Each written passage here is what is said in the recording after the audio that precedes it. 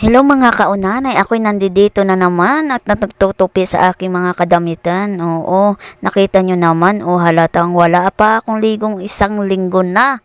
Oo, totoo, wala akong ligo ng isang linggo na. Aminado ako sa part na yan.